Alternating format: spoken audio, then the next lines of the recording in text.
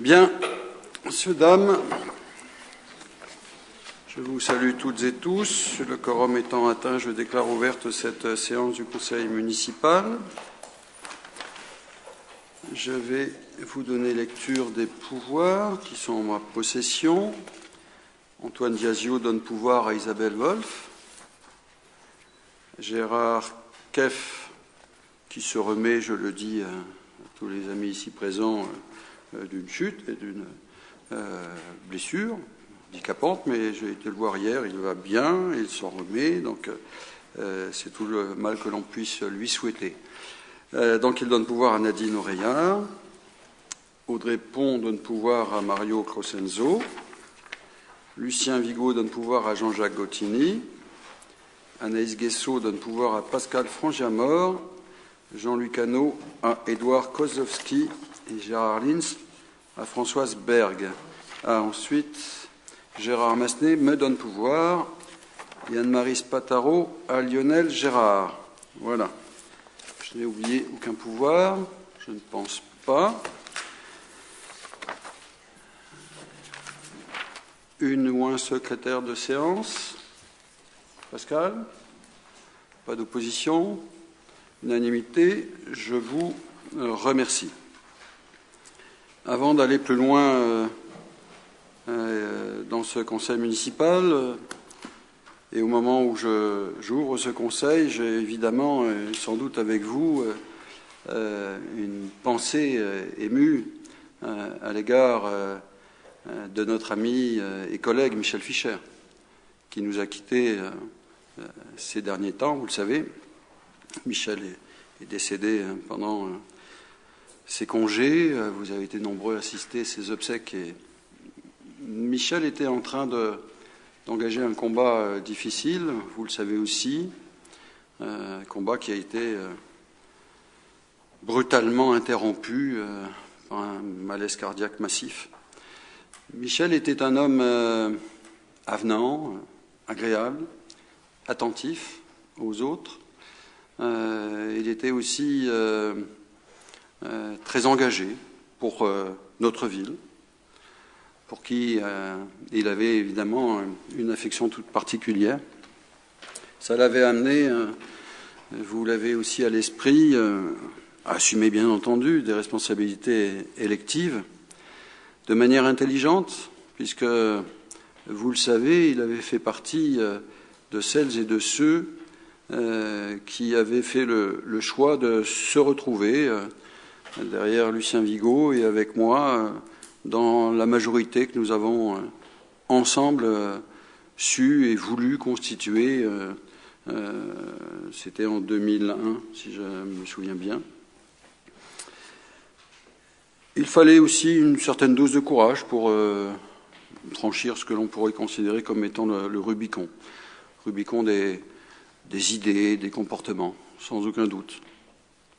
Et puis Michel était aussi impliqué en particulier dans le monde des anciens combattants depuis de très très nombreuses années, et il a assumé la présidence des anciens combattants depuis quelques années déjà, et il le faisait là aussi avec beaucoup de sensibilité, beaucoup de présence, et donc c'est cet homme-là, d'un accès extrêmement simple, qui développait beaucoup d'empathie pour les autres et en même temps qui était fortement impliqué dans notre ville, qui nous a quittés, qui a quitté notre conseil municipal. Je vous invite à sa mémoire à respecter une minute de silence.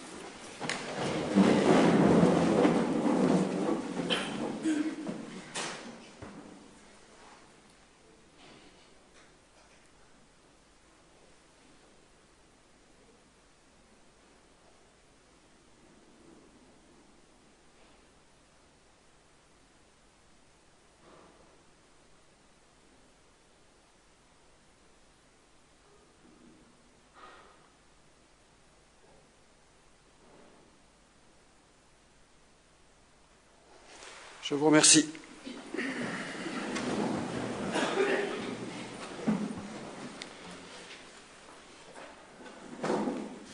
Nous accueillons notre ami Mario Crescenzo, que nous connaissons bien. Mario est aussi très très impliqué dans la vie associative, dans la vie des quartiers de notre cité, et donc à ce titre aussi, au titre de l'intérêt qu'il a toujours porté à la chose publique, je lui souhaite évidemment la bienvenue au sein de ce conseil municipal. Je sais qu'il aura à cœur d'assumer pleinement et dans tous les espaces nécessaires son rôle d'élu municipal. Donc, ce faisant, nous prenons acte.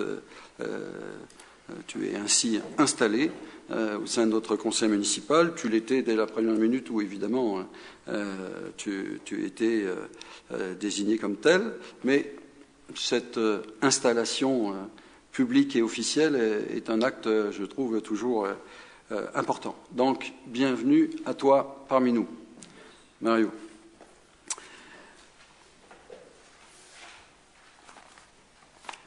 Alors, avant d'aller plus loin, vous allez voir que j'ai un certain nombre d'informations à vous donner. Oui. Oui, tout d'abord, oui, le compte-rendu. Vous avez reçu le compte-rendu du dernier conseil municipal. Est-ce qu'il y a eu des remarques? Nous n'en avons pas reçu. Je considère qu'il n'y en a pas. Il est adopté en l'état. Je ne vois pas d'opposition, pas d'abstention. Je vous remercie. Je voudrais, avant d'aller plus loin, vous présenter Élodie Ravenel. Je vais lui demander de se lever. Voilà. Élodie rejoint nos services. Merci Élodie.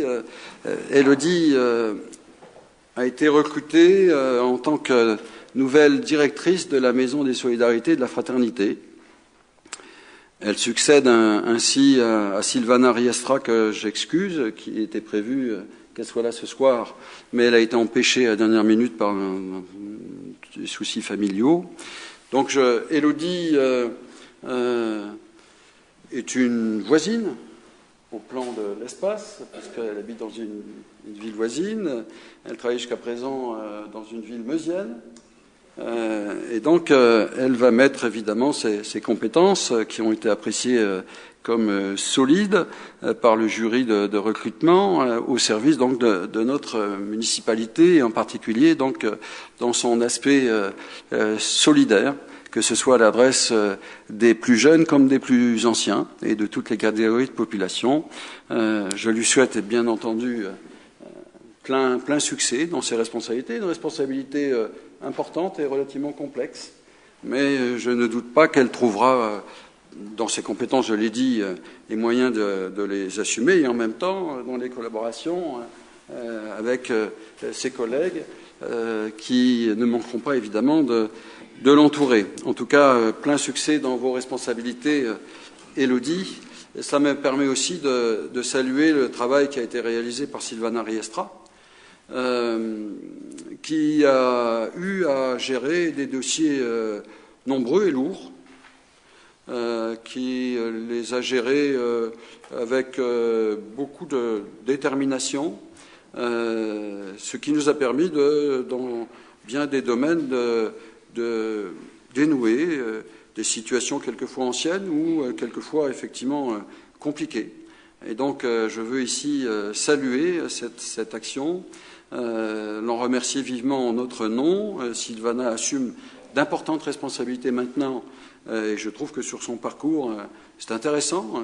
Elle a sans doute acquis beaucoup d'éléments, beaucoup de compétences supplémentaires au sein de notre collectivité. Je m'en réjouis toujours quand un collaborateur grandit entre guillemets et ce faisant envisage ainsi le développement de sa carrière. C'est le cas avec Sylvana.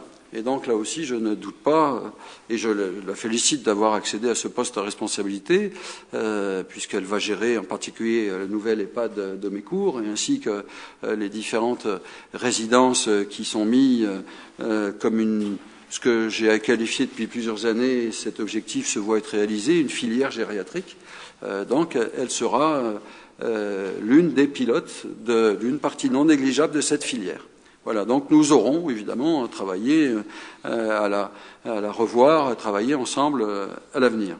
Donc ce sont des informations tout à fait positives que je vous délivre là. Je vous propose d'ajouter 2 points à l'ordre du jour.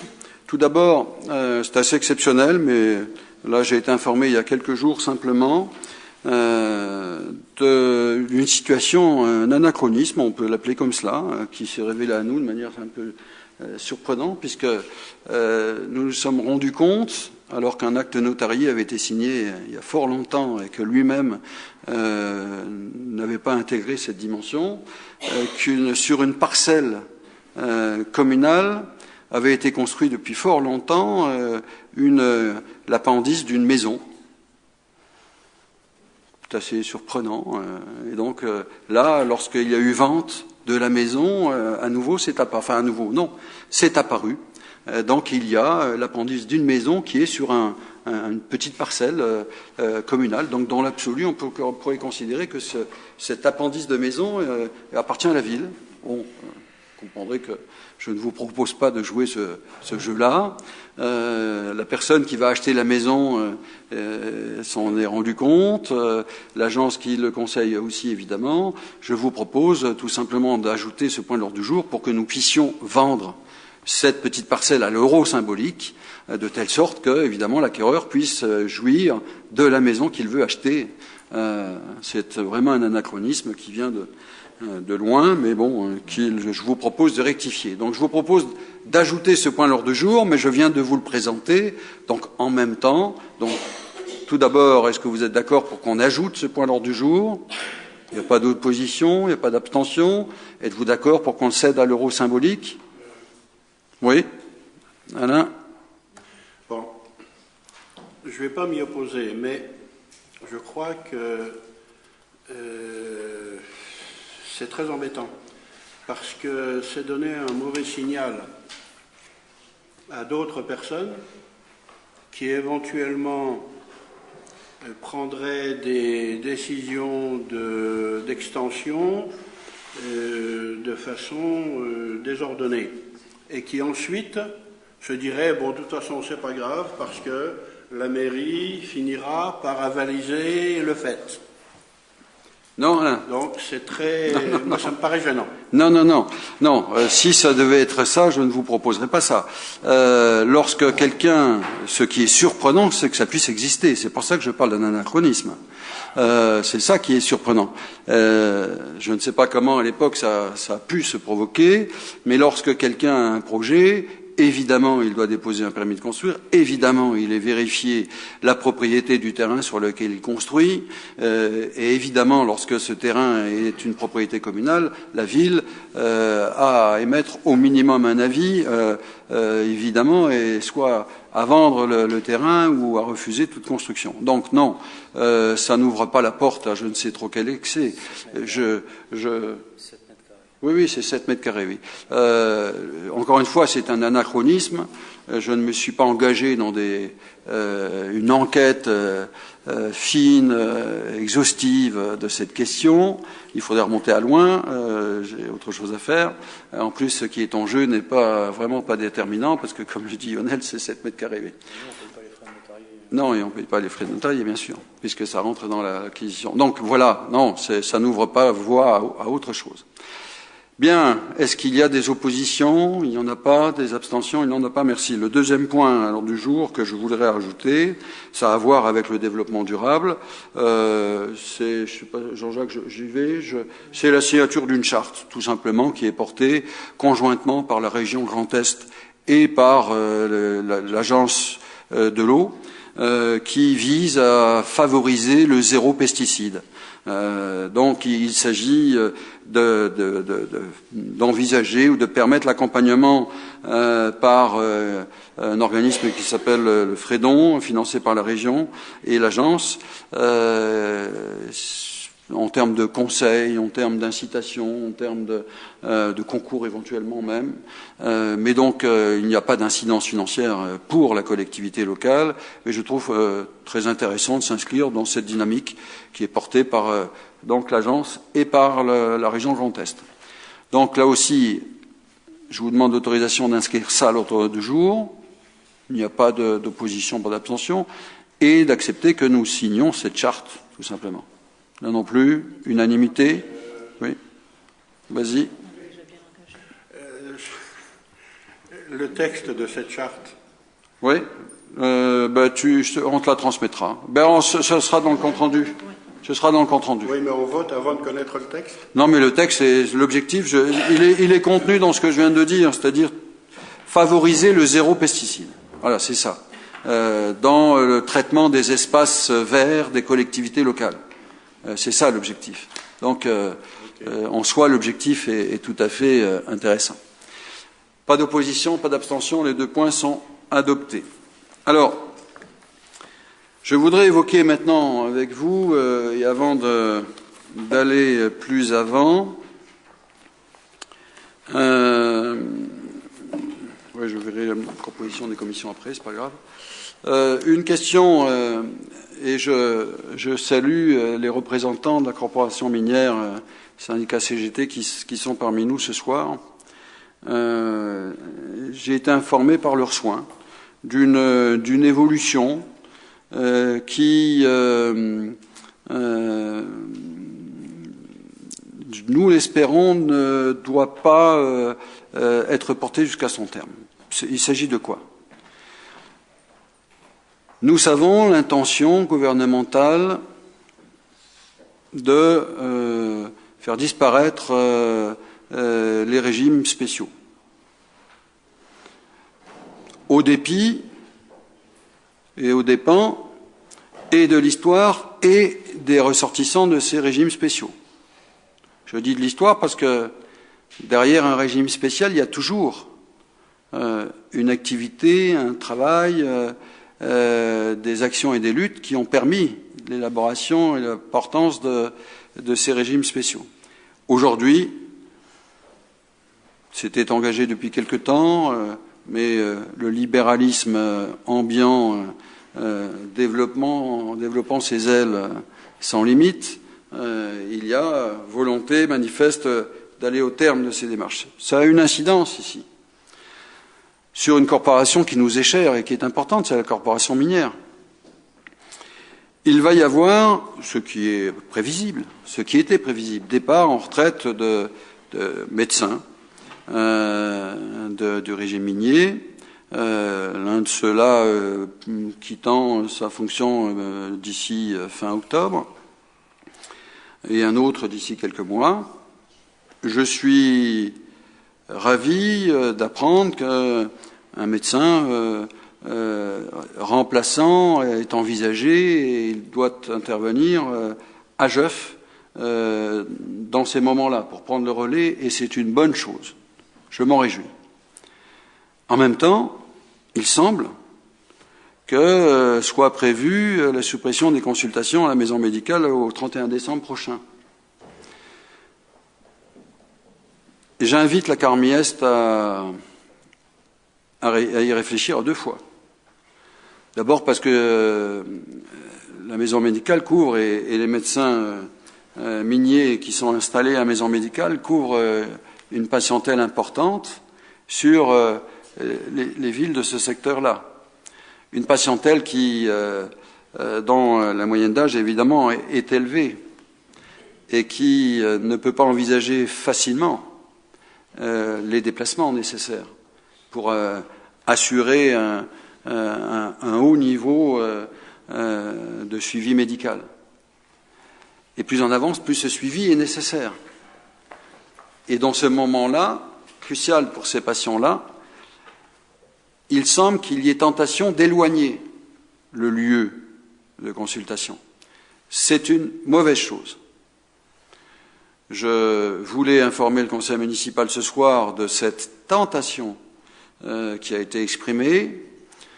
Je pense que ce n'est pas encore irrémédiable, et j'appelle avec beaucoup de force la Carmi à envisager d'autres options que celle-là. Sinon, le message qu'elle enverrait, c'est un message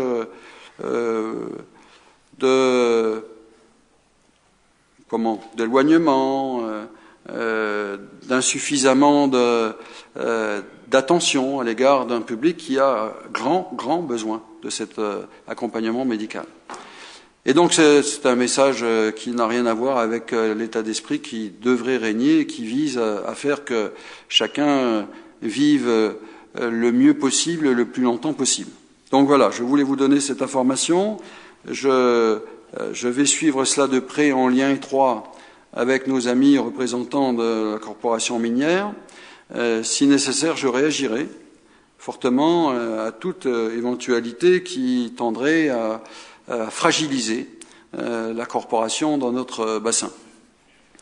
Et en tout cas, je sais pouvoir compter sur vous, le conseil municipal de Jœuf, pour évidemment tout faire pour empêcher, si ça devait être le cas, que ce mauvais coup puisse être porté à une corporation qui a fait à la fois la richesse de notre secteur et en même temps qui a subi d'ores et déjà bien des coups difficiles. Donc voilà ce que je voulais vous dire sur ce sujet. Nous resterons très attentifs à l'évolution de ce dossier. Bien, je vous propose maintenant de rentrer plus avant dans l'ordre du jour du Conseil municipal, la modification de la composition. La modification de la composition des commissions et autres organismes. La disparition de Michel Fischer nous y contraint et l'arrivée de Mario, évidemment, nous permet de... je vous propose que Mario Cosenzo devienne titulaire du Cisco d'Elbe, qui est une structure qui couvre pratiquement tout l'arrondissement de Briey, je crois que c'est la totalité, d'ailleurs, me semble-t-il. Il était suppléant sur ce poste de représentation, et donc je propose que Mario soit titulaire. Il nous faut donc nommer un suppléant. Nous proposons que ce soit Gérard Lins qui devienne suppléant. Y a-t-il des oppositions à cette évolution? Pas d'abstention. Je vous remercie. Ensuite, une abstention. Pardon, une abstention, d'accord. Mario Cosenzo était associé à 2 commissions. C'était la commission Vie des quartiers et citoyenneté et la commission urbanisme, patrimoine d'habitat. Je vous propose que tout simplement il soit confirmé dans ces 2 commissions pour qu'il continue à y travailler. Et je vous propose qu'il soit aussi membre de la commission aménagement. Sur ces 3 présences, y a-t-il des remarques, des oppositions, des abstentions? Une abstention. OK. Par ailleurs, Michel Fischer était membre de la commission d'appel d'offres. Je vous propose que ce soit Emmanuel Berger qui soit présent dorénavant à ce titre dans la commission d'appel d'offres.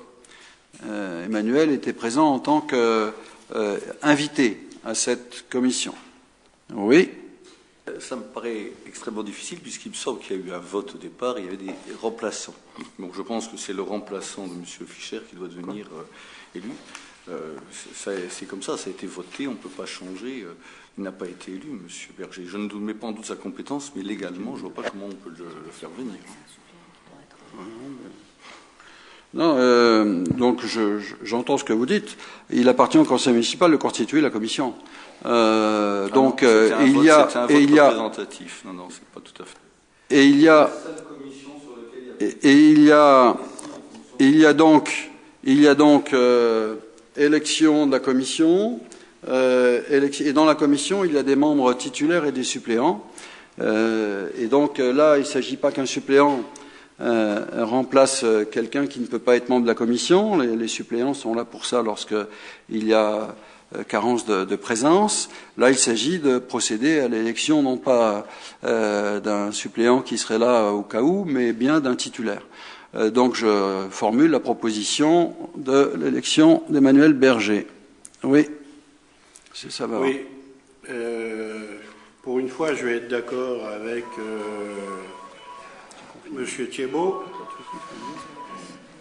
La désignation des membres de cette commission se fait au prorata des voix des listes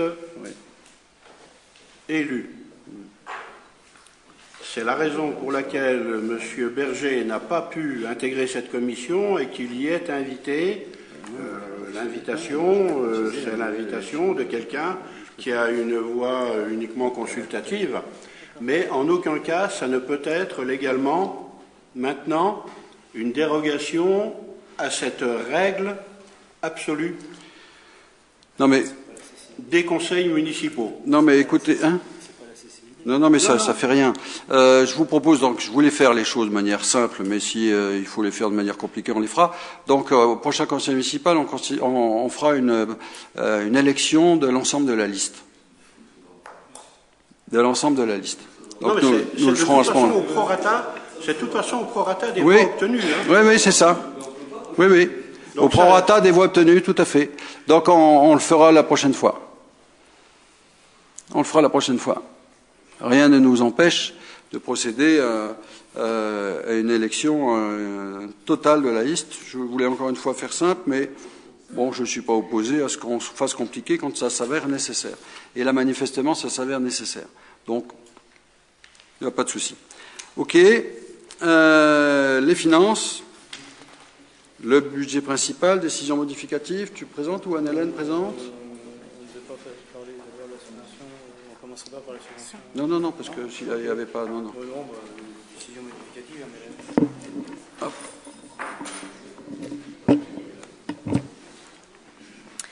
Donc, décision modificative numéro 3 sur le budget principal de la ville. En section de fonctionnement, on vous propose d'ajouter 3 424 € en dépenses, donc 1 500 plus 180 € de régularisation de dépenses de subventions qui vous seront proposées tout à l'heure, et 1 744 € pour virer en section d'investissement pour l'achat d'un nouvel appareil pour les procès-verbaux électroniques. Cette dépense est compensée par une recette supplémentaire liée aux charges de personnel, 3 424 €. Ensuite, en section d'investissement, il s'agit d'écritures comptables liées aux opérations avec le PFL, qui s'annulent en dépenses comme en recettes. Vous trouvez à cet endroit en dépenses l'achat de logiciels dont le procès-verbal, l'appareil pour les procès-verbaux électroniques, 1 744 €, c'est le prix de cet appareil. Le total est négatif à hauteur de moins 93 979, idem en recettes d'investissement. Bien, sur cette décision modificative, y a-t-il des remarques? Il n'y en a pas. Des oppositions? Des abstentions? Unanimité? Merci. Une abstention. Ah il faut suivre, hein, Monsieur Thibault. Hein. Non, je suis. Allons-y. Nous avons ensuite une décision modificative sur la maison médicale, la décision modificative numéro 1, avec un total en dépenses de fonctionnement de 12 460 €. Donc il s'agit de réparer les dégâts causés par une tempête qui avait fait voler des plaques de polycarbonate pour 12 460 €. Nous avons donc un remboursement de sinistre que vous trouvez en recette de fonctionnement, la dépense pour les travaux en dépenses de fonctionnement, et nous avons besoin de 1 220 € pour acheter un nouveau stocker pour la vidéosurveillance, donc qui fait l'objet des autres mouvements en section de fonctionnement, le total faisant 12 460 € en dépenses et en recettes. On retrouve cet achat en dépenses d'investissement, 1 220 €, et le virement de la section de fonctionnement qui vient couvrir cette dépense pour 1 220 €. Bien. Des remarques? Des votes contre? Des abstentions? Non votants, d'accord. M. Gottini. Unanimité, merci. Ensuite, une décision modificative numéro 1 pour le budget Pôle Santé, avec des régularisations liées à l'opération EPFL, des écritures d'ordre qui s'annulent, et nous avons 3 312 € de travaux qui sont couverts par une participation du fournisseur d'énergie électrique Enedis, 3 312 € en dépenses et en recettes. Le total faisant moins 64 785 € en dépenses et en recettes d'investissement. Bien. Sur le vote précédent, Jean-Jacques Ottini ne pouvant pas voter, ce sont ces deux voix qui sont de ce fait annihilées. Non, mais pour le précédent, pour la maison médicale. Non, je parle du précédent. Je précisais que les deux voix se trouvaient annihilées. Y a-t-il des remarques, des oppositions, des abstentions? Aucune. Unanimité. Je vous remercie. Prise en charge de dépenses. Merci. Prise en charge de dépenses. Donc, une facture pour Jeux Faumécourt Basket de 24 €, remboursement de boissons servies dans le cadre des festivités du 14 juillet. Pour le soleil couchant, toujours pour les festivités du 14 juillet, 10,40 €. Facture pour entente sportive jovicienne, remboursement des boissons servies dans le cadre de la fête de la grenouille et de l'écrevisse, donc 62 €. Et pour la manifestation culture sport, 2 371,50 €. Toujours pour la même association, 39 € pour le 14 juillet. Pas de remarques? Unanimité. Merci. Remboursement des frais de gestion du budget de la maison médicale vers celui de la ville. Nous avions mis au budget primitif 5 835 €. Il s'agit de mandater cette somme. Là aussi, unanimité. C'est le cas. Subvention exceptionnelle, 180 € pour l'association Esport et Vie pour l'organisation d'Octobre Rose. Et 1 500 € à l'association Secours sans frontières, Secouristes sans frontières, pour les victimes de l'ouragan Irma aux Antilles. Nous avions travaillé avec cette association en janvier 2010 sur Haïti et ils se sont rendus sur place ils sont déjà sur place. Travailler en direction de la population. Quelques mots sur cette question. Vous avez vu ma réaction au moment de cette dramatique catastrophe. Depuis, d'autres ouragans, d'autres territoires, d'autres pays ont été victimes de la colère de la nature. À cet égard, d'évidence, et tous les météorologues en conviennent, lorsque l'on nous dit qu'il n'y a pas multiplication de ces phénomènes, mais densification de cela, on est les uns et les autres conscients et absolument convaincus que la main de l'homme y est pour quelque chose. D'ailleurs, d'autres phénomènes, nous avons l'impression, j'imagine vous comme moi, que quel que soit l'endroit de la planète, il y a réaction naturelle à quelque chose qui contrarie tellement la planète qu'elle s'en trouve évidemment gravement menacée. Donc je serais tenté de dire que s'il devait y avoir un ultime effort de conviction pour dire il faut arrêter ça tant que c'est possible, et est-ce que c'est encore possible? En tout cas, il faut tout faire pour arrêter ce processus. C'est assez surprenant qu'il y en ait qui le contestent. Vous savez à qui je pense, lorsque le président des États-Unis est dans le négationnisme, je le qualifie comme tel, sur ces aspects-là, c'est extrêmement inquiétant, bien entendu, extrêmement inquiétant. Donc, mais ce n'est pas le seul. Je pense qu'au plan des orientations, et malgré tous les discours que l'on entend, qui sont relativement lénifiants, il manque une vraie volonté politique de retournement des économies, de l'économie internationale. c'est évident. Et aujourd'hui, pendant un temps, une phrase laissait penser que le capitalisme porte en lui la guerre comme la nuée porte l'orage. Le capitalisme porte en lui la désagrégation d'un certain nombre de valeurs et qui font qu'aujourd'hui, c'est la planète qui est effectivement menacée et qui l'est de plus en plus. Donc, par contre, je considérais pour ma part que c'était pas possible de voir cela. Nos compatriotes confrontés à une telle situation, tout a disparu, vous l'avez vu. Et ce ne sont pas ceux qui sont les plus riches qui ont tout perdu. Parce que je serais tenté de dire que ceux-là, ils disposent de constructions qui sont de nature à résister même à ce type d'ouragan. Ce sont les plus pauvres, en particulier, mais pas seulement, mais en particulier à Saint-Barthélemy, qui ont absolument tout perdu. Et qui sont sans doute moins bien couverts au plan assurantiel que ne le sont les autres. Je ne fais pas de distinguo entre les uns et les autres.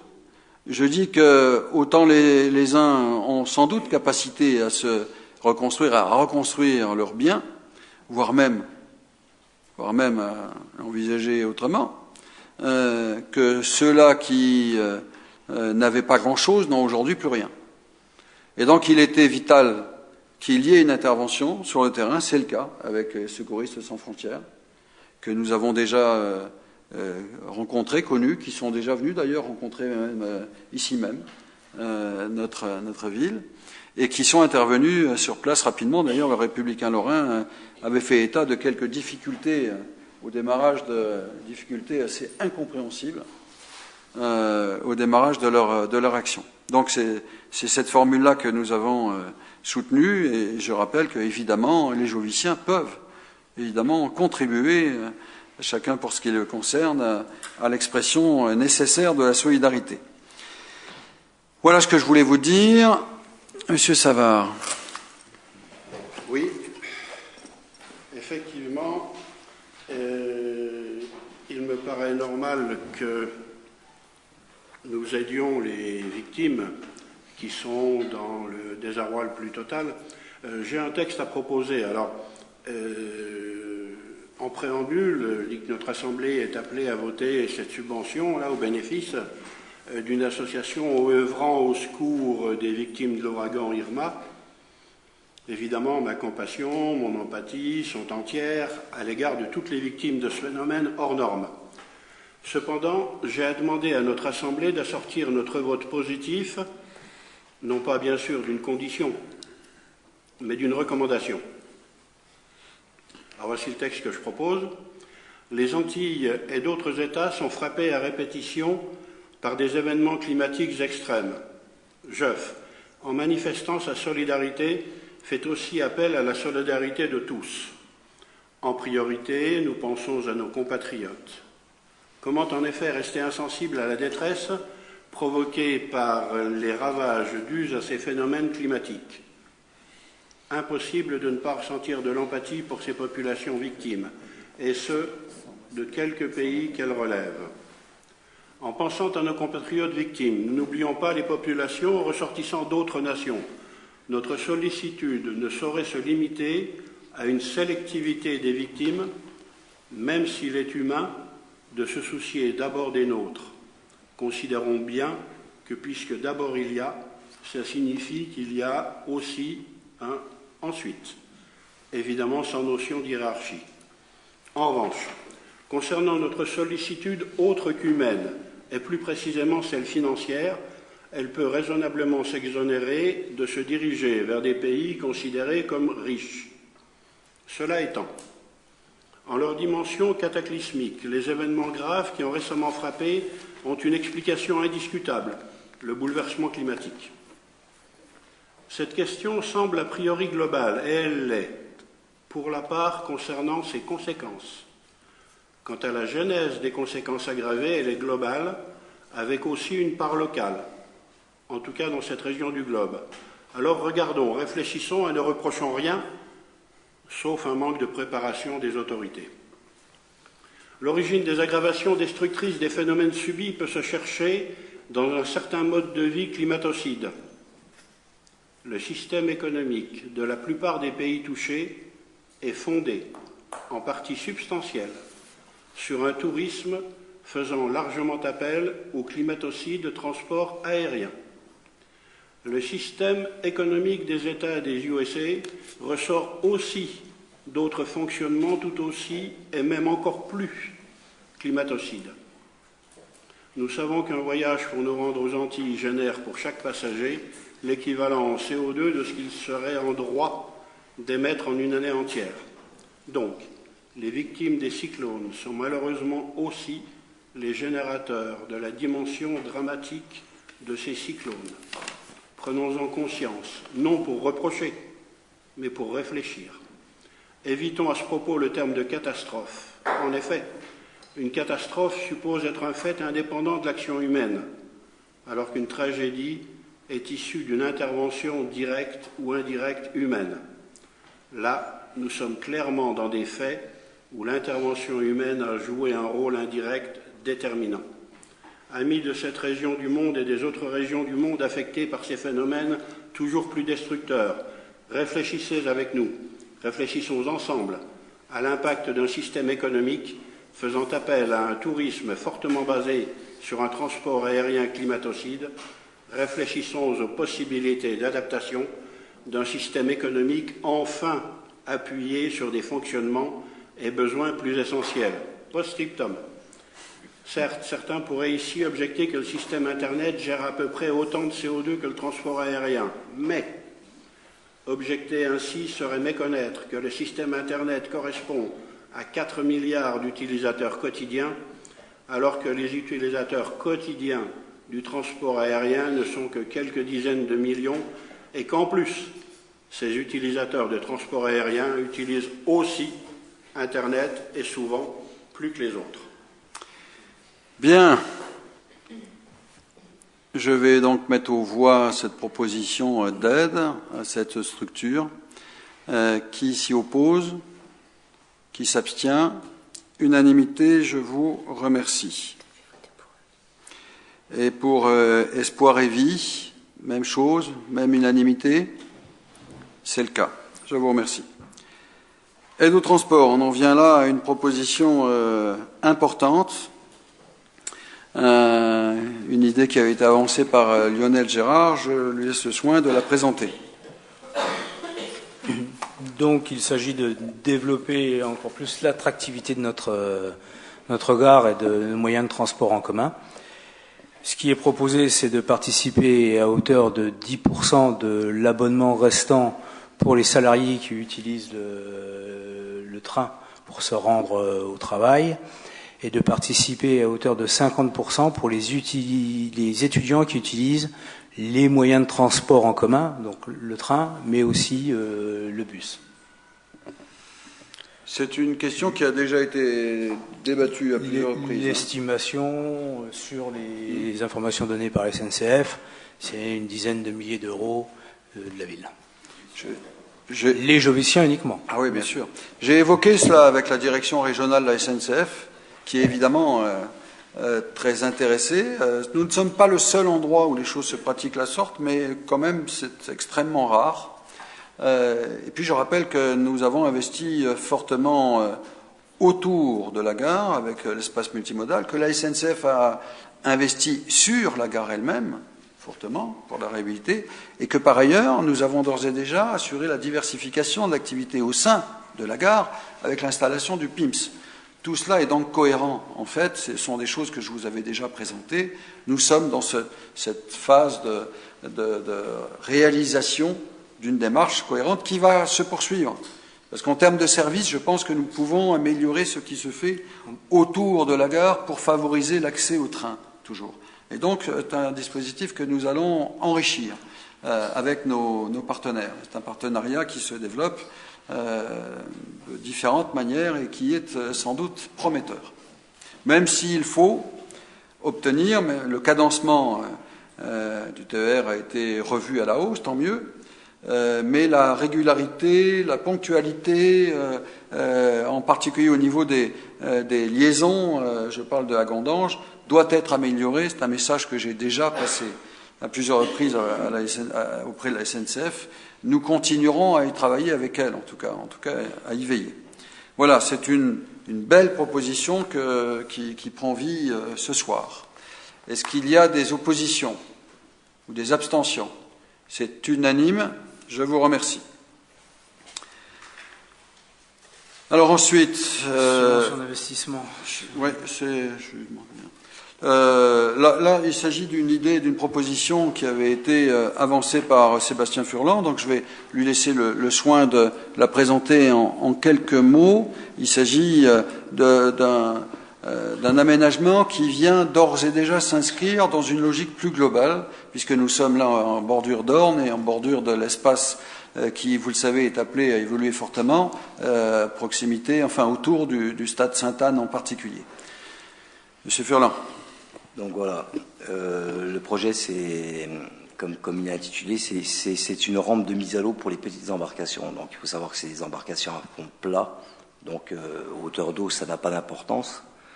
Ce qui peut être bien, c'est que ça va développer plus d'activités, excusez-moi, je suis un peu plus d'activités sur cette zone-là.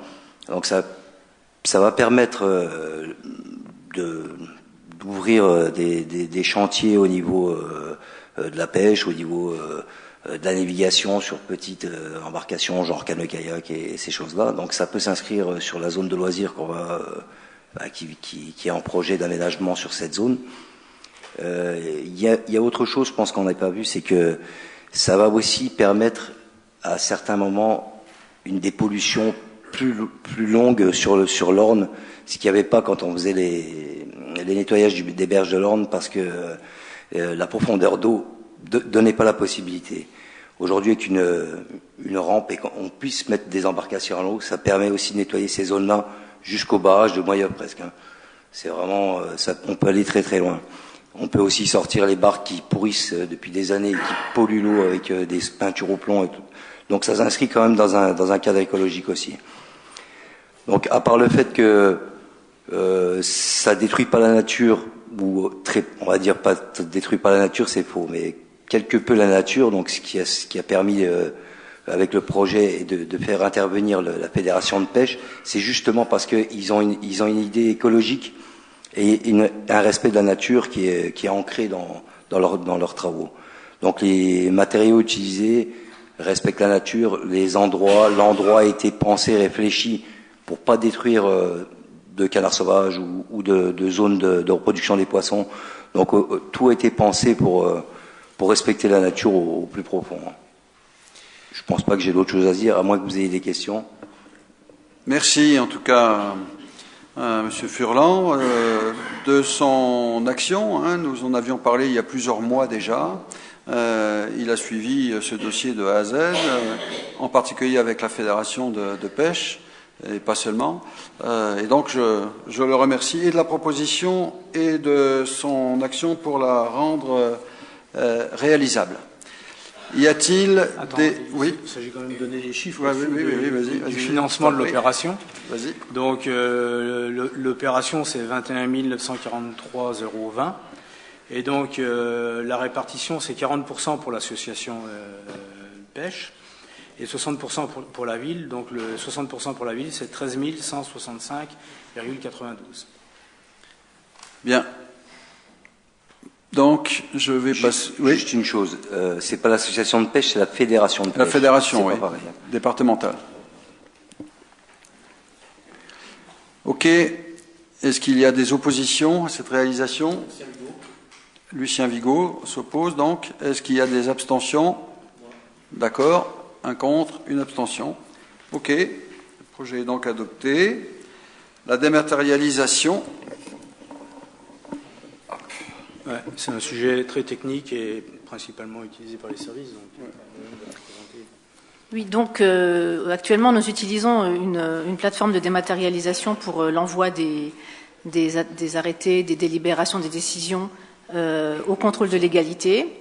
C'est une plateforme qui nous est mise gratuitement à disposition par le département, mais le département va cesser ce service et propose à la ville une autre solution, donc qui passe par l'adhésion à un établissement public administratif créé par le département, donc c'est l'EPA MMD 54.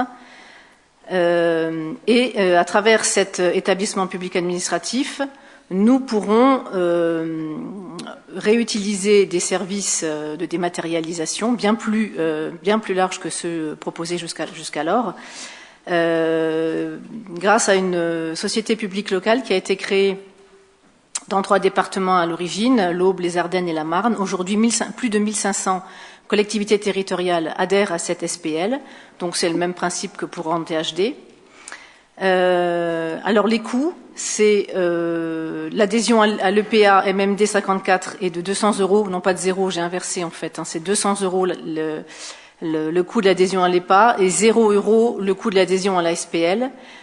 C'est un coût, les 200 €, c'est un coût annuel.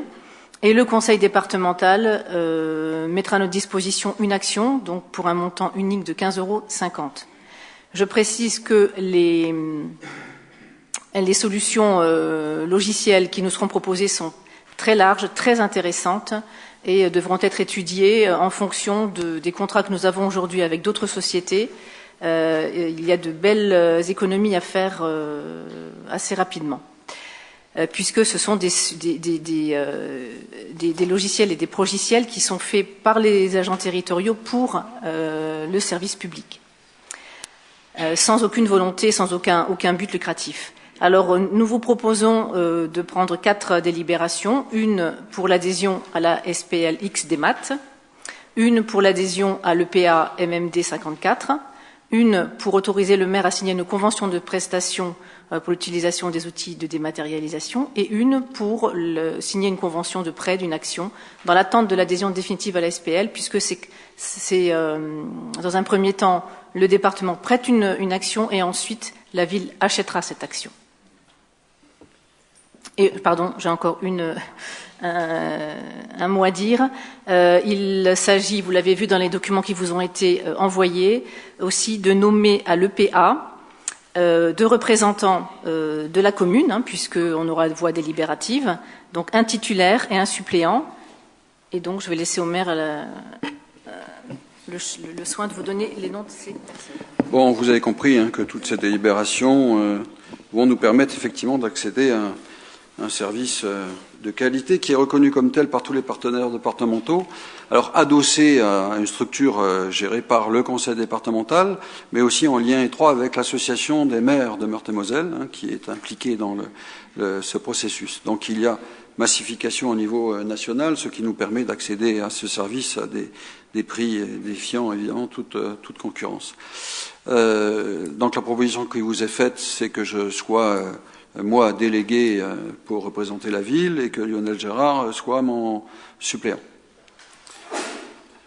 Sur ces différentes délibérations, est-ce qu'il y a des oppositions, des abstentions? Il n'y en a pas. Je vous remercie. Nous continuons. Marché public. Il s'agit là d'une délégation de maîtrise d'ouvrage. Le syndicat Ornaval nous déléguant cette maîtrise d'ouvrage concernant essentiellement les avaloirs qui auront à être réalisés dans le cadre des travaux sur la rue du Commerce, qui ne vont pas tarder bientôt, qui vont s'engager, ce qui nous permettra évidemment de conduire cette opération de manière cohérente, puisque nous intervenons sur tout ce qui apparaît en surface, d'assumer l'ensemble des financements et de nous faire rembourser, bien sûr, l'ensemble de ce dispositif d'avaloir, c'est-à-dire il s'agit de l'eau pluviale, évidemment. Le reste de l'assainissement relevant d'une première partie du chantier qui va d'ailleurs, c'est cette partie-là qui va s'engager d'ici 1 mois et demi à peu près. Assainissement et eau, Assainissement et eau. en direct par l'Ornaval, oui. Mais il n'y a délégation que sur cet aspect concernant les eaux pluviales. Vous faites le tapis. Bien sûr, ce qui est logique. Et c'est Ornaval qui nous remboursera évidemment le coût de réalisation de ces travaux qui sont relativement légers, mais néanmoins importants. Est-ce qu'il y a des oppositions, des abstentions? Il n'y en a pas, je vous remercie. Affaires scolaires. Je cherche Françoise. Pardon. Françoise. Alors, revalorisation de la contribution scolaire. Sur proposition de l'Union intercantonale des maires de Briey-au-Mécourt, le montant de la contribution scolaire des communes de résidence pour les enfants scolarisés à l'extérieur de la commune peut être revalorisé chaque année de 2%. Aussi, M. le maire proposera de fixer la contribution scolaire à 185,71 € pour l'année scolaire 2017-2018. Bien, ça c'est une délibération tout à fait traditionnelle de revalorisation d'année en année en lien avec évidemment les maires des autres communes environnantes. Pas d'opposition, pas d'abstention, on continue. La rue bordant la plage Churchill. Nous appelions cette place la plage Churchill jusqu'à une période récente et nous avons proposé que les résidences qui vont être installées, les 19 logements qui vont être réalisés, qui sont en train de l'être par MMH, prennent le nom de résidence Churchill, logiquement, pour préserver ce nom. Il y a une petite rue qui passe devant. Il est nécessaire de lui donner un nom pour que tout simplement MMH puisse d'ores et déjà adresser ces logements. Après avoir consulté le CPAJ, que je remercie de sa forte et habituelle réactivité, le CPAJ nous a indiqué qu'il y avait dans le cadastre napoléonien la mention d'un lieu-dit Champ-Chardon. Donc la proposition que je vous fais tout simplement, je vous parle de cette petite rue qui passe devant la place, que cette rue prenne le nom de rue des Chardons. Tout simplement, en plus ça renvoie tout simplement un élément qui est connu en Lorraine et qui est l'une des références, une des caractéristiques lorraines, le chardon, au plan floristique. Allez, monsieur Savard. Oui, bon, moi je proposais tout simplement rue Champ-Chardon. Rue du Champ-Chardon. Oui, bon. Plutôt que rue des Chardons, je sais pas. On garde l'appellation antérieure. C'est plus compliqué tout simplement, Alain. C'était plus compliqué, rue des Chardons, c'est plus simple. Enfin bon, je veux bien mettre aux voix les deux propositions. On va voir déjà sur la rue des Chardons, c'est quand même pas... je trouve que... Bon, on va pas... Est-ce que quelqu'un s'oppose à cette appellation rue des Chardons? Non, c'est ce que je pensais. Abstention? Une abstention. Bon, d'accord. Allez, donc cette petite rue s'appellera la rue des Chardons. Merci. Ensuite, dans la rue Chanoine-Delval, Monsieur Bon est propriétaire d'une parcelle. Vous avez vu le plan, je n'ai pas besoin de vous le réexpliquer précisément.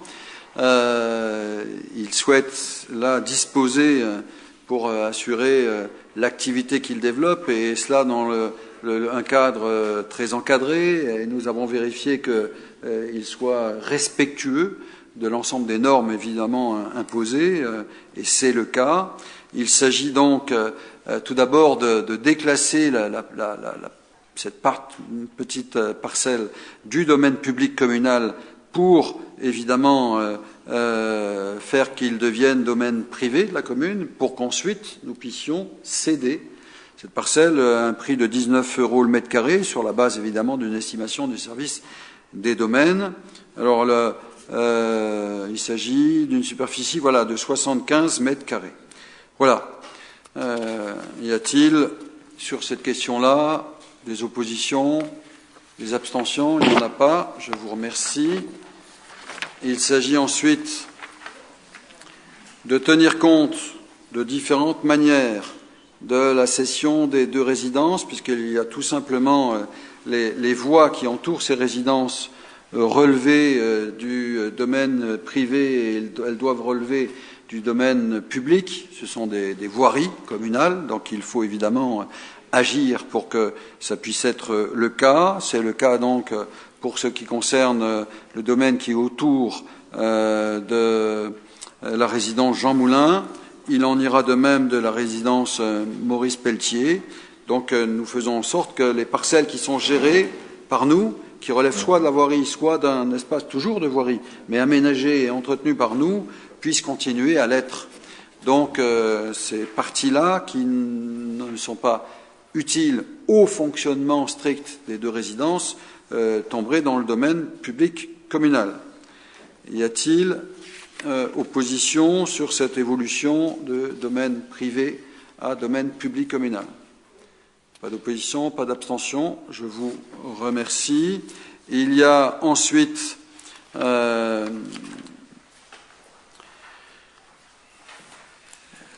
le même mouvement les éléments de bordure immédiate. Je ne sais pas comment les qualifier, mais je ne trouve pas d'autres formules, parce que ça représente des superficies extrêmement modestes. Mais c'est ce qui fait effectivement bordure, hein, qui intègre les escaliers, par exemple, qui fait bordure de ces résidences. Il faut par contre là céder ces limites-là. Encore une fois, ça représente quelquefois quelques centimètres autour des résidences. Donc je vous propose de céder ces éléments-là à l'acquéreur, à l'OHS, des deux résidences, pour des montants qui vous ont été indiqués et qui ont été évalués par le service des domaines, mais qui sont effectivement tellement dérisoires que nous vous proposons de procéder à une cession à l'euro symbolique. Vous avez vu, ça représente 150 €, je ne sais plus, bon, de procéder à leur vente à l'euro symbolique des deux résidences. Encore une fois, je dis bien l'encadrement strict à quelques centimètres.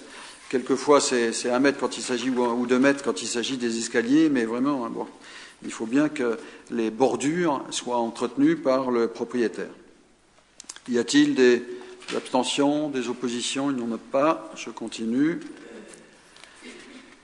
Par ailleurs, la vente de parcelles à MMH, là, il s'agit tout simplement d'une adaptation suite à la division et au document d'arpentage qui nous a été adressé, un ajustement des premières propositions que nous avions fait, qui tient compte tout simplement de la configuration effective du projet tel qu'il apparaît aujourd'hui. Donc je vous propose que, conformément à la décision que nous avions prise à l'époque, nous cédions à l'euro symbolique, à MMH, les parcelles concernées. Y a-t-il? Oui. Pourquoi MMH, qui est une société, même si elle est semi-publique, qui gagne bien sa vie, aurait un tarif différent de M. Bon, qui a payé 19 € le mètre carré? Je ne vois pas bien la logique là-dedans. Eh bien, c'est contenu dans ce que vous venez de dire. MMH est effectivement un bailleur social qui est d'un intérêt, qui est d'utilité publique d'ailleurs, connu comme tel, et qui conduit ces opérations-là dans un cadre financier qui est relativement étroit, ce qui d'ailleurs vise à permettre l'accès à des logements de familles travaillant, disposant évidemment de revenus, mais néanmoins moyennes ou modestes. Puisque là, il ne s'agit pas, vous l'avez entendu, vous l'avez compris, de logements très sociaux, mais uniquement de logements sociaux, c'est-à-dire que, comme nous en rencontrons sur d'autres parties de la ville. Y a-t-il des oppositions? Une. Des abstentions? C'est parfait, je vous remercie. Alors, là, c'est tout simplement, là aussi, le déclassement, vous avez bien compris, lorsque l'on veut vendre, même à l'euro symbolique, une partie du territoire, il faut le déclasser du domaine public pour le rendre au domaine privé. Nous aurions pu le faire avant, je vous le propose, mais on est dans la même logique. Donc, pour permettre cette cession, il faut qu'il y ait ce déclassement. Y a-t-il des oppositions? Une, ce qui est logique, et pas d'abstention. Je vous remercie. Ensuite, alors, le bâtiment Bernanos, ça fait aussi, je vous l'avais expliqué à plusieurs reprises, voilà bien une opération qui relève strictement du social, puisque là, nous sommes sur des logements très sociaux.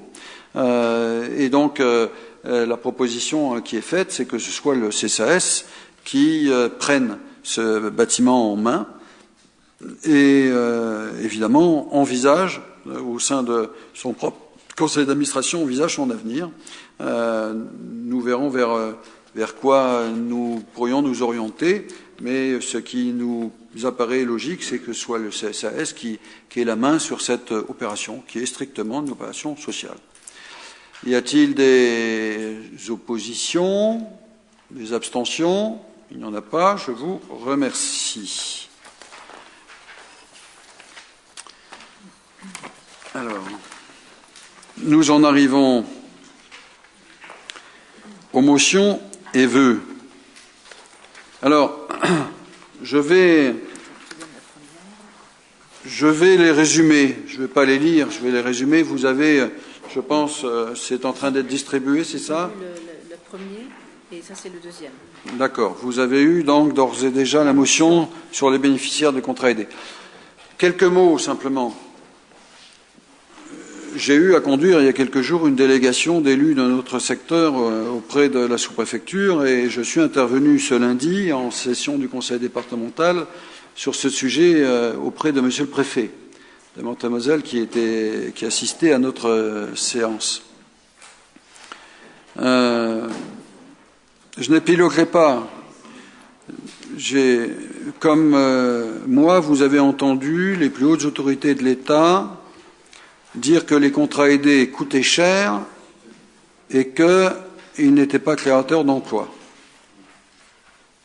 J'ai indiqué en sous-préfecture et j'ai indiqué dans ma question à monsieur le préfet lundi 2 chiffres. Le coût moyen d'un emploi aidé est de 11 000 euros. Le coût moyen d'un emploi créé par le CICE est de 286 000 euros. J'ai l'impression qu'avec ces 2 chiffres, tout est dit.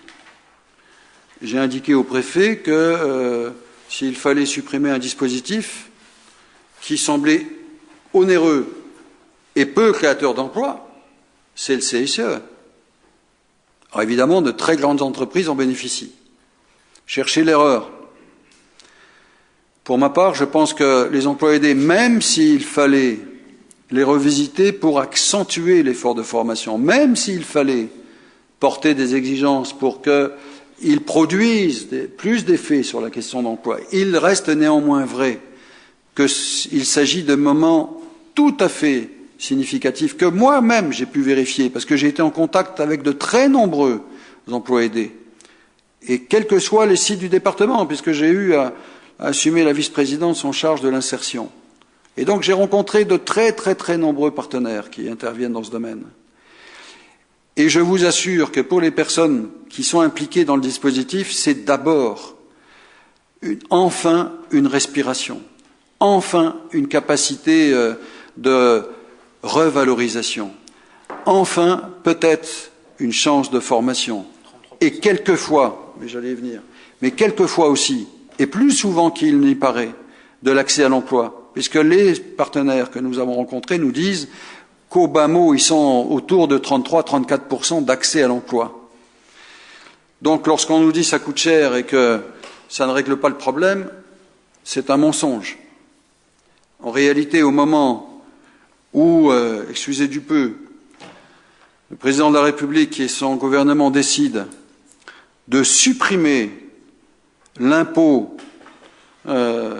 qui concerne les boursicouteurs et les achats de luxe, dans le même temps, non, je vais reprendre un terme qui a été usité familièrement et très facilement pendant la campagne, en même temps, souvenez-vous, en même temps, on donne aux plus riches, en même temps, on massacre les emplois aidés. En même temps, on relève la CSG sur les retraités. En même temps, etc., etc. On voit où ça nous conduit. Donc, évidemment, mais je n'ai pas besoin de vous le dire pour que vous en soyez convaincus, je suis pour ma part extrêmement irrité, extrêmement en colère, lorsque on voit la tentative de monter telle catégorie de notre population contre telle autre. Les actifs contre les retraités, par exemple, et où lorsqu'on choisit les plus riches, les plus nantis, contre ceux qui sont les plus faibles, évidemment, ça ne peut provoquer que ma colère.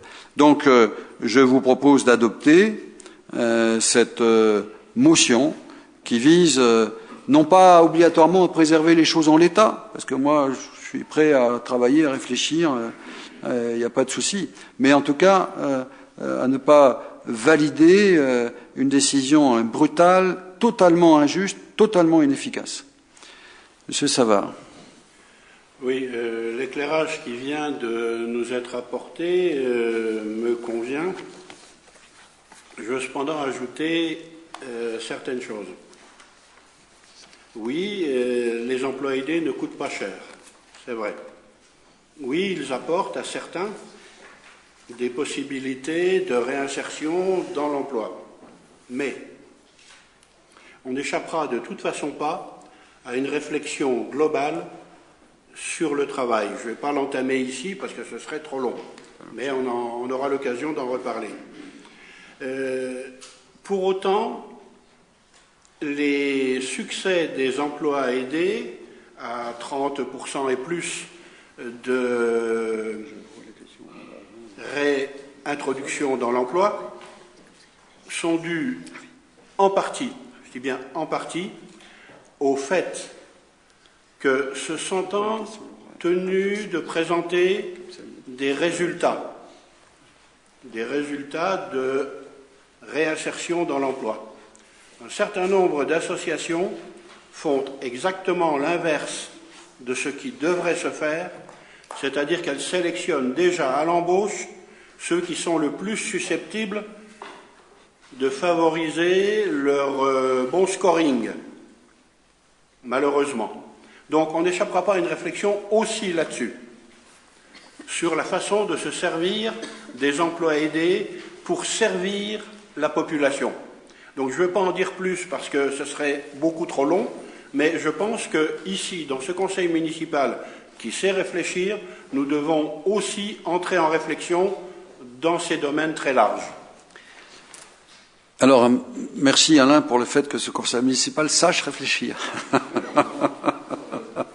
Et par ailleurs, en tant que vice-président du conseil départemental, j'ai eu à élaborer des obligations et des contraintes faites à des structures qui recrutaient des emplois aidés de telle sorte que justement nous évitions le phénomène que tu évoquais. Monsieur Thibault. J'ai une question, si vous voulez renforcer.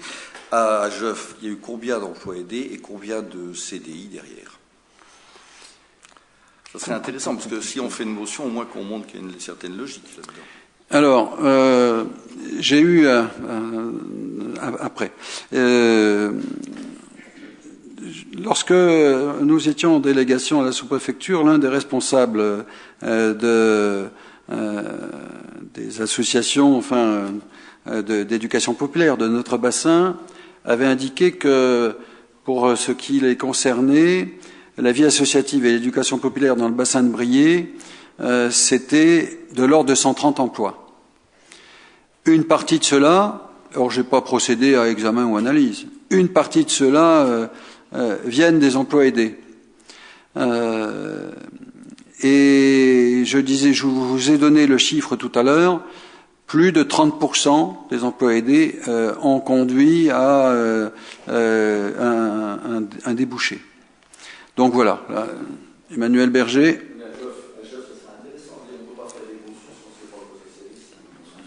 Si vous n'avez pas compris à quoi ça servait, Monsieur Thibault, je ne peux plus rien pour vous. Je ne peux plus rien pour vous. Monsieur Berger. Je vais justement apporter un témoignage parce que j'ai eu un ancêtre des emplois aidés qui était aide-éducateur, emploi jeune.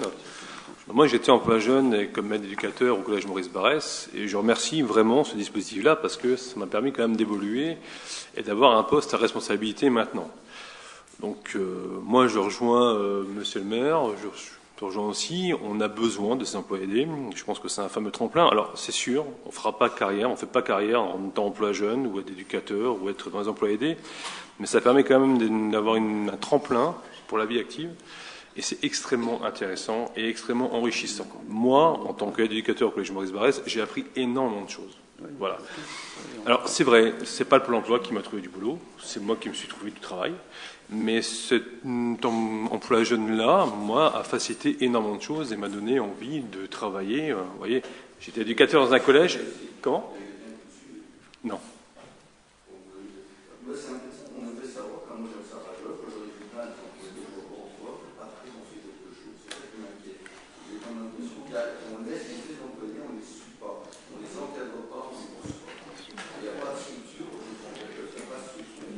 Bah, à l'époque, le Pôle emploi, à l'époque des éducateurs, il y avait le Pôle emploi, vous pouvez donner une aide. Moi, j'ai pas voulu, je me suis débrouillé par moi-même. J'étais éducateur dans un collège, donc ce qui m'a donné aussi le goût de la formation. Maintenant, je suis responsable d'un centre de formation. Donc, comme quoi, vous voyez, il y a moyen d'évoluer. Donc, il faut dire que ces emplois-là, ils sont extrêmement importants et il faut qu'on les garde. L'histoire du CICE, je suis d'accord avec le maire. Franchement, ça commence à peser lourd. Surtout que c'était des subventions pour donner aux entreprises l'envie de pouvoir embaucher. Voilà, bref. Bien, écoutez, je ne me laisserai pas aller à m'éloigner de l'objet de la motion. Hein. Il y a une décision politique de dimension nationale qui est à bien des égards perverse. Je suis contre la précarité. Donc, s'installer dans un emploi aidé ne peut pas constituer une solution, d'aucune manière. Ici, à chaque fois qu'il y a emploi aidé, la plupart des associations pratiquent de la sorte, il y a au minimum tutorat. Et il y a souvent effort de formation. Donc, au-delà de cet aspect, et on n'a entendu personne pour évidemment conduire cela de belle manière, il y a une situation créée, nouvelle, qui porte un préjudice fort à de très, très, très nombreuses associations au niveau national. Certaines sont même menacées dans leur propre activité. Donc, face à cela, la proposition vous a été présentée, vous l'avez eue. Je vous propose de vous prononcer. Qui est contre? Qui s'abstient? Unanimité. Je vous remercie. Oui, mais j'ai bien dit unanimité. Unanimité, je vous remercie. Ensuite, la gratuité des transports scolaires. Aussi rapidement. Vous savez que j'en ai eu la charge au niveau du département dans le cadre de la loi Notré. Il y a eu transfert, je ne rentre pas dans le détail, des négociations entre le département et la région Grand Est. La région se prépare, en octobre prochain, à délibérer sur sa doctrine dans ce domaine-là, c'est-à-dire vers quoi va-t-elle aller dans la gestion des transports scolaires à partir de la rentrée 2018. Le département de Meurthe-et-Moselle est aujourd'hui le seul département à pratiquer la gratuité totale. Nous étions avec 2 autres départements qui pratiquaient une gratuité partielle, encore, avant les négociations avec la région. Puisque ces négociations avaient comme fâcheuse vertu, on pourrait les qualifier autrement, de geler la contribution des départements en fonction des pratiques usitées au moment du transfert. Donc ces départements ont été incités à très vite revoir leur politique. En Meurthe-et-Moselle, nous avons maintenu. La question de la gratuité des transports est une question très importante, au moins d'un triple point de vue. L'accès à l'école. Nous revendiquons l'école laïque, gratuite et publique. Pour que l'école soit gratuite, il faut que, évidemment, les conditions soient créées pour que l'accès à l'école soit gratuit. Parce que sinon, de facto, nous faisons en sorte que l'école ne soit plus gratuite. Et quelle que soit l'origine sociale de quelque élève que ce soit. C'est un principe pratiquement républicain. Donc le premier aspect, c'est celui-là. École gratuite, donc transport gratuit. C'est cette logique-là qui anime le département de Meurthe-et-Moselle depuis 1998 et qui a été maintenue malgré les situations financières dans lesquelles il a été placé. Et je dois vous dire que le groupe que j'ai l'honneur de présider au sein de l'Assemblée départementale a joué un rôle fort dans ce maintien. Et cette majorité, conduite d'abord par Michel Dinet et maintenant par Mathieu Klein, tous deux évidemment des amis proches, l'un très regretté et l'autre évidemment en plein exercice, a su maintenir, malgré toutes les difficultés, cette gratuité. Deuxième point, c'est tout simplement l'équité territoriale. On peut habiter dans n'importe quel village, qu'il soit éloigné ou pas, d'un collège ou d'une école, son enfant sera transporté gratuitement. Si ça n'était pas le cas, il y aurait double peine. Il faudrait aller loin et en plus payer. Celui qui serait proche, lui, ne paierait pas. Lorsqu'on parle d'équité territoriale, voilà bien un domaine où elle peut s'exprimer avec force. Le troisième aspect, qui semble aussi faire beaucoup de bruit, même au niveau national, c'est on parle beaucoup de pouvoir d'achat. Voilà bien un moyen à notre portée, immédiatement, pour dire aux populations du Grand Est, nous voulons favoriser votre pouvoir d'achat. Sachez que le coût moyen d'un élève, c'est autour de 800 €. Moyen. Ça représente, et le coût qui est actuellement demandé aux familles, dans certains départements, ça navigue entre 80 et 130 €. Alors imaginez, 80 lorsqu'il y a plusieurs enfants, ou 130, ce que ça donne. Voilà bien un dispositif qui est simple à mettre en œuvre et qui pourrait intervenir efficacement sur les 3 dimensions que je viens d'évoquer. Pour la Meurthe-et-Moselle, le coût du transport gratuit, la gratuité, pèse à peu près 10% du coût global des transports. On est à 3 400 000 € de coût du transport gratuit. Ça veut dire, bon an, ça doit peser 30 à 40 millions d'euros pour la région Grand Est. Relativement au budget de l'un et de l'autre, voilà ce que ça donne. Y a-t-il priorité donnée à la jeunesse ou pas? Y a-t-il volonté ou pas d'aider les secteurs ruraux, etc., etc. Si on répond oui à ces questions, alors il faut décider de la généralisation de la gratuité. C'est l'enjeu de la décision du Conseil régional, je crois que c'est le 20 octobre prochain. C'est l'objet du vœu, parce que c'est un vœu, que je vous propose d'émettre à l'égard des conseillers régionaux du Grand Est. Voilà. Y a-t-il des remarques? Y a-t-il des oppositions? Des abstentions? Unanimité. Je vous remercie de cette belle unanimité. Enfin, il y a eu donc, vous avez eu la liste des décisions que j'ai eu à prendre depuis le dernier conseil municipal, ainsi que des déclarations d'intention d'aliéner. Vous avez pu en prendre connaissance dans la convocation. Je ne vais pas vous imposer sa lecture. Enfin, maintenant, il y a présentation des questions orales. J'ai reçu 3 questions orales de M. Thiebaud. 2, oui, toutes les 3, concernant donc 2 questions plutôt relevant du CCAS et une autre question un peu différente. Monsieur Thiebaud. Alors, je commence. Celle qui me pose, enfin tous me posent problème, mais celle-là m'ennuie beaucoup. Le suivi par le CCAS des patients défavorisés de Jeuf. Monsieur le maire, je suis très inquiet à propos de l'action du CCAS. Vous en êtes le président, donc pourrez-vous peut-être répondre au problème ci-après. J'ai une patiente très âgée, gravement malade. Elle a été emmenée par le SAMU en 2016 à l'hôpital de Briey. Suite à cette intervention, elle est restée 2 mois et demi à l'hôpital. Je mets probablement trop longtemps.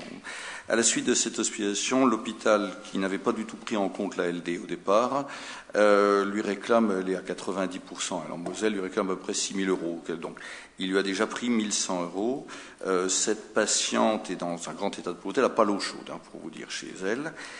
Donc le CCAS a été contacté sans résultat, et je crois que l'hôpital, j'ai contacté, qui reste buté sur sa position, et je crois ça que la mairie de Jeff bénéficie de siège au sein de l'administration de l'hôpital. Je ne sais pas si c'est encore le cas. Si c'était vrai, est-ce que vous pourriez régler cette triste affaire? Et de manière générale, je suis un peu inquiet parce que le CCAS n'est pas très violent pour défendre les patients pauvres. Je trouve qu'ils sont pas. Il y a des régimes, il y a par exemple maillage, il y a des choses comme ça, mais je dois dire que je pense qu'ils ne font pas preuve d'un dynamisme énorme là-dessus. Voilà. Donc, Monsieur Thiebaud, d'abord, je bon, je ne relève pas l'agression que laquelle vous vous exprimez à l'égard du CCAS qui fait un gros travail. Le CCAS a une solide réputation auprès de toutes les instances avec lesquelles il travaille avec beaucoup d'ardeur et je loue, moi, l'implication sans faille des agents du CCAS dans un travail extrêmement difficile, extrêmement ardu compte tenu de la situation. Mais j'en viens à votre question pour vous dire que c'est assez inhabituel de voir un élu poser une question concernant un cas individuel au maire. Je vous invite donc à vous rapprocher de mon cabinet pour prendre un rendez-vous auprès de moi. Il ne se passe pas de semaine sans que je reçoive des joviciens et sans que j'aide des joviciens en nombre pour régler leurs problèmes personnels. Donc, vous vous rapprocherez de mon cabinet pour que j'intervienne sur un dossier individuel. Sur les autres questions. Alors, remboursement de trop perçus par le CCAS aux dépens des personnes âgées de la résidence Jean Moulin. Monsieur le maire, le 25 février 2015, le CCAS prenait acte que le montant de la résidence mensuelle payée par les occupants d'un des logements de la résidence Jean Moulin était plus élevé qu'il n'aurait dû, 38 € mensuels en trop perçus. Ce trop perçu s'appliquait aux deux résidences Jean Moulin et Maurice Pelletier. Le CCAS a exposé le détail des calculs et des dispositions réglementaires qui lui ont permis d'arriver à cette conclusion. Cette situation a été dévoilée sur le site d'information lavi2.fr. La seule réaction connue de votre part, monsieur le maire, était de poursuivre en collectionnel le directeur de la publication du site lavi2.fr. Mais qu'en a-t-il été des locataires des deux résidences, soit de 130 logements? Maintenant que les résidences sont vendues, qu'en sera-t-il de la récupération des sommes payées par ces personnes fragiles auprès de l'OHS? Cela représente près de 500 € annuels par locataire, soit en ressources réellement disponibles pour ces personnes, un tiers de leurs ressources annuelles. Il faut pas... Comment la mairie compte-t-elle remédier à cette erreur indigne et quelle pression allez-vous faire auprès de l'OHS? Alors, M. Thiebaut, bien heureusement, allégation ne vaut pas preuve. Et on apprendra ici encore à se méfier, évidemment, de ce que vous avez révélé comme étant de l'information. Alors, compte tenu de vos sources, bon, ça ne m'étonne pas outre mesure. Votre désinformation atteint un degré assez ahurissant. Mais bon, ce n'est pas étonnant, parce que là, il n'y a qu'un organisme d'information qui est présent ici ce soir, que je salue très amicalement d'ailleurs. Et donc, bon, vous auriez dû savoir que le tribunal administratif a tranché cette pseudo-question le 6 décembre 2016 en déboutant les demandeurs qui avaient été très mal conseillés, très mal accompagnés. Mais pourquoi l'avait-il été? Par ceux-là même dont vous évoquez la source. Si mal conseillés que ils ont été déboutés et sans doute en ont-ils été pour leurs frais. Ces derniers avaient été informés d'ailleurs par nos soins à plusieurs reprises que leur loyer de 564,33 € pour un F2 en 2014 était dans une fourchette basse. Le plafond pour un logement de même type s'établissant alors à 609,10 €. Donc voilà, mais à certains égards, je serais tenté de vous remercier presque, puisque vous me permettez de dire la qualité et de la prestation et le faible niveau de loyer que nous pratiquons ici. Troisième question. Alors, troisième question, contrat 2017 pour le repas des personnes âgées. Monsieur le maire, la société Cock'n'Roll, domiciliée à Jeuf, en face de la mairie, a soumissionné pour le contrat 2017 du repas des anciens. Elle a présenté un devis très raisonnable, que je tiens à votre disposition, et probablement moins élevé que celui de la société Bénière de Tuquenieu, qui a pourtant été retenu. Par ailleurs, le menu qu'elle proposait correspondait parfaitement aux besoins. Or, non seulement l'offre a été refusée, mais surtout elle n'a même pas été étudiée. Ainsi, le gérant m'a indiqué n'avoir reçu ni demande d'explication sur son offre, prix et ou menu, il était prêt à faire goûter le repas évidemment, ni visite de la part des membres de la commission compétente. Commission à laquelle je ne participe plus, elle se tient toujours malgré ma demande pendant mes heures de travail. Je comprends que la société Bénière soit un fidèle fournisseur de la mairie de Jeuf, toutefois il ne semble pas admissible que la mairie refuse d'étudier un devis, probablement mieux 2 ans, surtout aux dépens d'une des rares sociétés qui a le courage de s'implanter à Jeuf. Permettez-moi, monsieur le maire, de de vous rappeler que la société Maxi Peinture, elle aussi travaillant et payant ses impôts à Geoff, a dû déposer son bilan qu'elle n'était jamais retenue aux appels d'offres de la ville de Geoff, la société opéraire des corps de Roncourt étant elle retenue avec une régularité exemplaire pour les travaux auxquels postule Maxi Peinture. Pour résumer, Monsieur le maire, pourquoi refusez-vous d'aider à offre égale et même supérieure les sociétés juviciennes? Pourquoi vous offusquez la loi travail mais vous refusez de travailler aux juviciens? Comprenez-vous la contradiction? Monsieur le maire, comment la mairie compte-t-elle remédier à cela? Mon Dieu, mon Dieu, mon Dieu. Que ne faut-il pas entendre? Que ne faut-il pas entendre? Tout d'abord, ça va m'amener à rectifier un certain nombre de choses. Mais bon, ça sert aussi à ça. Bon, d'abord, la société Cock'n'Roll n'a pas été retenue. Bien sûr que les choses ont été examinées. Bien sûr que les prix, je les connais, merci. Sans doute avant vous. C'est utile que le conseil municipal sache qu'il était pour le foyer mandant de 30,80 € TTC par personne, alors que le prestataire retenu était à 22,75 € et que par ailleurs, pour la salle François de Querelle, il était à 36,08 € en TTC et il était à 26,45 € hors taxe, c'était, oui, et à 26,45 € TTC avec vaisselle pour l'autre prestataire. Alors vous avez une notion évidemment de la moins-disance qui est un peu bizarre, mais cela dit, et pour que vous donner complètement toutes les informations, Cock'n'Roll ne travaillerait donc pas pour notre ville, mais n'est-ce pas Cock'n'Roll qui a assuré le service au vœu du maire? J'ai bien l'impression que oui. Il ne travaille pas pour notre ville, mais n'a-t-il pas assuré l'apéritif dînatoire du 8 mars, journée internationale de la femme? Bien sûr que oui. Ne travaille-t-il pas pour notre ville, mais n'a-t-il pas assuré l'apéritif dînatoire après la manifestation qui vient d'avoir lieu à la médiathèque le 23 septembre dernier? Bien sûr que oui. Ne travaille-t-il pas pour notre ville alors que prochainement, ils ont été choisis pour le repas italien au profit d'Espoir et Vie dans le cadre d'Octobre Rose, sur lequel intervient fortement un de nos élus.